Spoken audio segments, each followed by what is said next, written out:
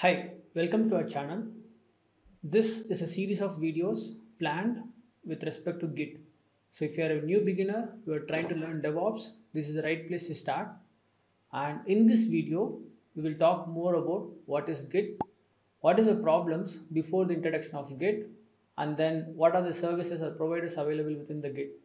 In the sequence of videos, we'll talk more hands-on on part of it. Without wasting any time, let's jump into the video. So Git, it's a centralized repository where you can manage the files. So talking about what is Git and how was the scenario before the Git is the file management was a mystery. So since, as you know, we work as a team, there will be a centralized file for your entire website. And it's not you, a single person going to work on that file, it's your entire team going to work on that file. So people would be knowing is anyone is doing the changes simultaneously, and you might be not knowing if something is broken, you might be even proceeding further with your own work.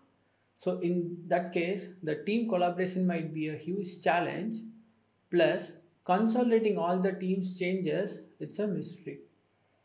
Same way, people would find it difficult if two changes should go as per the deadline on the same file, then it can be go in a sequential order one by one, and this also act as a blocker for the business.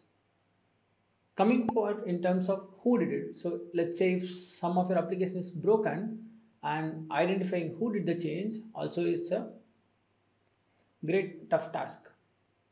When it comes to like identifying the who did it and what changes caused the issue and from when the issue is occurring also is been a huge tough task to backtrack. As you could see, there is no clear evidence or what exactly changed.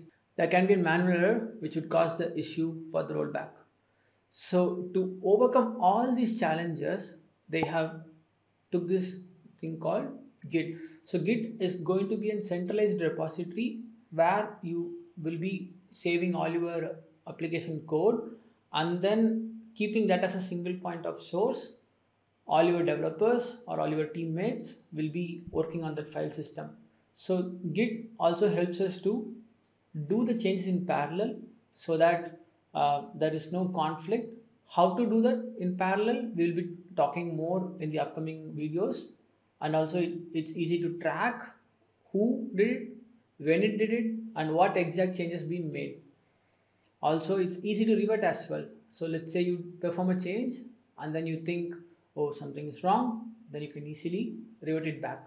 So this is the major advantage of Git, and that's the main reason whenever they say either you are part of an infra engineer or a DevOps engineer or a developer, if you're dealing with your code, you are dealing with files, then people highly recommend to go with Git as a repository.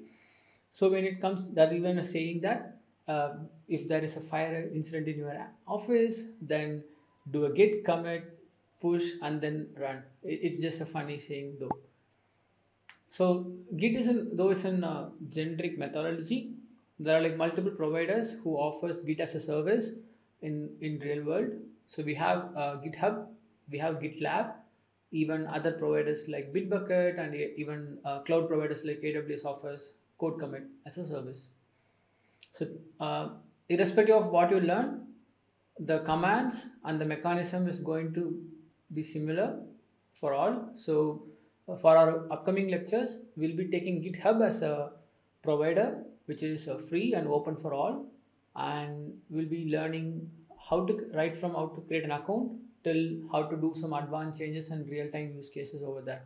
So in order not to miss those videos, ensure to subscribe our channel and click the bell icon. See you all in the next videos. Until then, tada bye bye.